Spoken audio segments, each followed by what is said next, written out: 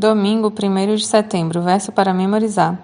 Então verão o Filho do Homem vindo nas nuvens com grande poder e glória, e então ele enviará os anjos e reunirá os seus escolhidos dos quatro ventos da extremidade da terra até a extremidade do céu. Marcos 13, 26 e 27. 2 moedinhas na caixa de ofertas. Pergunta 1. Quanto foi a oferta da viúva e o que Jesus disse sobre isso? Marcos 12, 41 ao 44. Jesus sentou-se perto da caixa de ofertas do templo e ficou observando o povo colocar o dinheiro.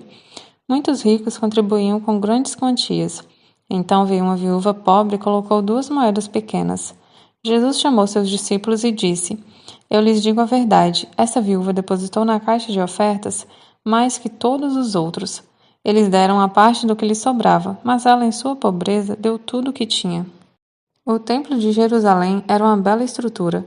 O monte do templo dominava a vista da cidade e as gigantescas pedras usadas em sua construção são uma maravilha até hoje, algumas delas pesando centenas de toneladas.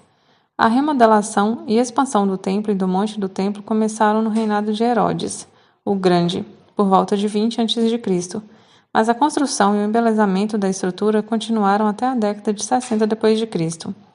Muitos levavam grandes ofertas para depositar em um dos 13 baús localizados no Pátio das Mulheres, próximo ao templo. Era lá que Jesus estava sentado quando viu uma viúva se aproximar e colocar 2 moedinhas de cobre, 2 leptos. Isso era equivalente a 32º de denário, o salário habitual de um diarista. Portanto, a oferta da mulher foi bem pequena. Jesus, porém, ficou impressionado com a oferta dela. Pessoas ricas depositavam grandes somas, mas ele não comentou a respeito dessas doações.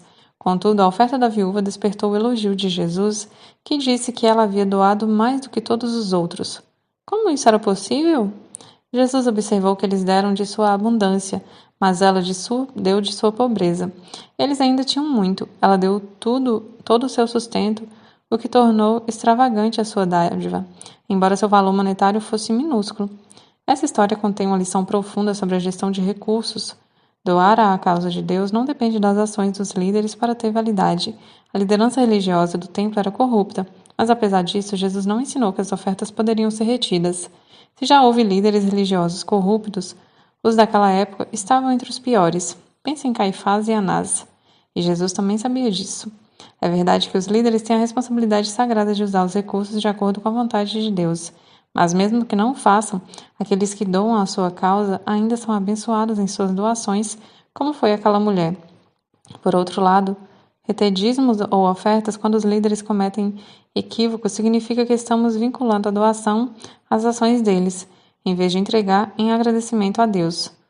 Por mais tentador que seja fazer isso, está errado. Qual é a importância de ser fiel nas contribuições para a obra do Senhor?